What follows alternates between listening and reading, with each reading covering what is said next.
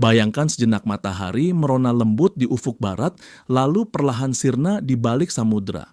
Keheningan senja itu menyapa hatimu, namun di dalam dada masih berdetak cepat oleh deru pikiran dan tenggat waktu. Setiap hari kita sibuk melompati waktu demi pekerjaan dan target hingga lupa menatap indahnya hidup yang nyata. Terkadang kita baru sadar bahwa hidup bukanlah perlombaan melawan waktu, melainkan anugerah yang menanti untuk dinikmati. Banyak orang di ujung hayat menyesal karena terlalu sibuk melewatkan kebahagiaan sederhana di depan mata. Bahkan di saat menghembuskan napas terakhir, banyak yang berharap dulu menghentikan lari sejenak untuk menikmati pagi yang tenang atau tawa lepas bersama orang terkasih, bukan terus-menerus memburu pekerjaan tanpa arti. Tanpa slow living, kita hanya menjadi penonton di hidup sendiri. Kita mungkin terlalu fokus pada tujuan di depan sampai lupa menikmati jalan di bawah kaki kita. Namun, kehidupan mengajarkan bahwa yang terpenting bukanlah seberapa cepat kita berlari, melainkan apa yang kita pelajari dan rasakan di sepanjang jalan. Saat kita memilih melambat, kita memberi ruang pada diri untuk merenung, bersyukur, dan benar-benar hidup. Lalu, apa sebenarnya arti slow living? Konsep ini mengajak kita untuk menikmati hidup dengan perlahan dan penuh kesadaran. Slow living adalah gaya hidup yang menekankan kualitas daripada kuantitas, mendorong kita memperlambat laju dan menikmati setiap momen yang ada. Bukan berarti menjadi pemalas, melainkan menghargai proses di setiap langkah. Dengan demikian, kita melakukan lebih banyak dengan fokus yang lebih dalam, bekerja keras dengan tujuan yang jelas pada kecepatan yang tepat, sambil tetap meresapi setiap detik kebahagiaan yang hadir. Terlalu sering kita melaju terlalu cepat hingga melewatkan pemandangan indah di jalan kehidupan. Seperti kata Eddie Cantor, slow down and enjoy life. It's not only the scenery you miss by going too fast, you also miss the sense of where you are going and why. Pesan menampar ini mengingatkan kita bahwa bergegas terus-menerus hanya membuat kita menggores permukaan hidup. Carl Honore, penulis buku In Praise of Slow, juga menegaskan, hidup adalah apa yang terjadi di sini, dan sekarang hanya dengan melambat kita dapat menjalani sepenuhnya. Bayangkanlah seorang eksekutif muda yang bekerja 16 jam sehari demi karir gemilang. Ia berhasil mencapai puncak jabatan, namun kesehatannya memburuk dan hubungan dengan keluarga menjadi renggang. Apa gunanya mengejar ambisi besar jika pada akhirnya jiwa dan raga sendiri hancur? Slow living mengajarkan keseimbangan. Kita boleh berlari mengejar mimpi, tapi jangan sampai lupa beristirahat untuk diri sendiri. Sisihkan waktu untuk menikmati senyum anak, cerita ringan bersama sahabat, atau sekadar menarik napas panjang di sela kesibukan. Tanpa momen-momen kecil itu, kita mungkin akan sampai di tujuan, tetapi membayar dengan kehampaan. Di era digital ini, setiap detik kita diserbu tuntutan tanpa henti. Survei Pew Research mencatat bahwa 60% orang dewasa merasa terlalu sibuk untuk menikmati hidup. Ini bukti nyata bahwa budaya serba cepat menumpuk beban batin. Padahal, penelitian psikologis menunjukkan bahwa dengan hidup lebih lambat, kita mengalami realitas hidup secara lebih mendalam karena benar-benar hadir pada setiap detik. Kita pun merasakan hidup jauh lebih sedikit stres dan lebih memuaskan. Melalui slow living, kita bisa lebih mudah mengatasi stres, memiliki hubungan yang lebih bermakna, dan lebih mengenal diri sendiri. Konsep ini juga mengajarkan kita menilai apa yang benar-benar penting, sehingga kita mengedepankan kualitas daripada kuantitas dalam hidup. Lama-kelamaan, hidup terasa lebih bermakna karena dipenuhi hal-hal kecil yang sungguh penting, bukan tumpukan kesibukan tanpa arah. Slow living bagaikan oasis di gurun yang gersang, ia memberi ruang bernapas bagi jiwa yang kelelahan.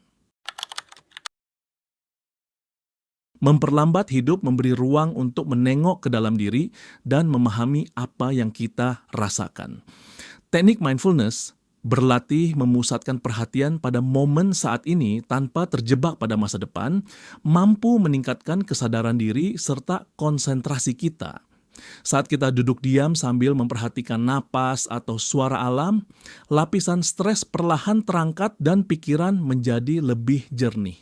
Riset menunjukkan orang yang menjalani hidup lebih santai cenderung mengalami realitas lebih banyak karena benar-benar hadir di saat ini. Banyak orang menemukan kekuatan baru melalui kesadaran diri. Misalnya, seorang mantan perawat di Inggris menceritakan pengalamannya. Hidupnya selalu kelelahan karena rutinitas padat.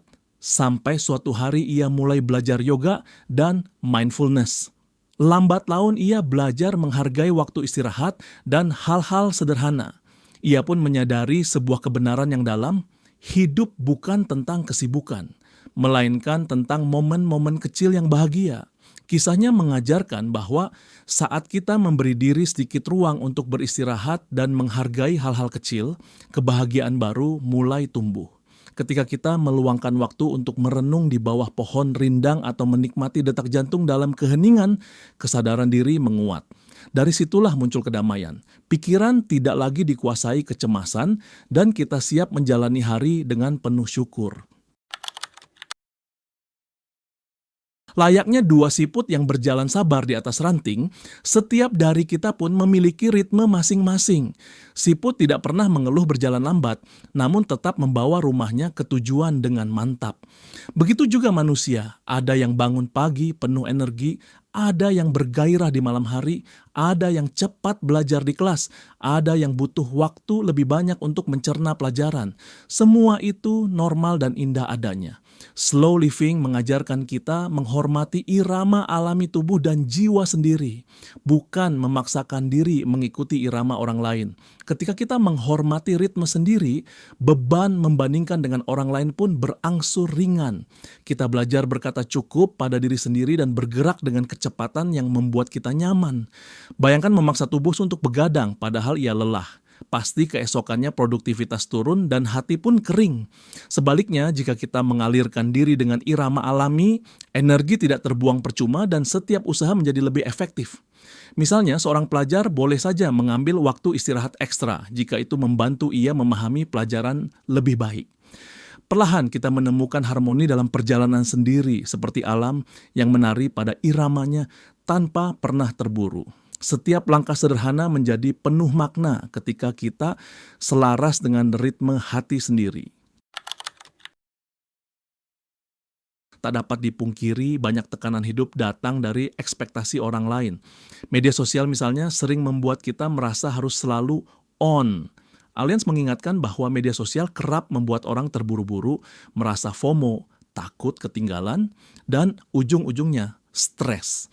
Ketika kita menatap layar dan melihat foto-foto pencapaian orang lain, mobil mewah, liburan mewah, keluarga tersenyum sempurna, tanpa sadar kita mulai membandingkan diri dan mengejar standar yang sebenarnya bukan tujuan hidup kita. Tanpa disadari, kita sibuk mengejar bayang yang ditampilkan di ponsel hingga lupa melihat kebahagiaan yang ada di depan mata sendiri. Dalam kehidupan nyata pun sering terdengar bahwa kita berlomba menyelesaikan to-do list demi memenuhi ekspektasi masyarakat atau keluarga. Padahal meraih semua itu belum tentu membuat hati tenang.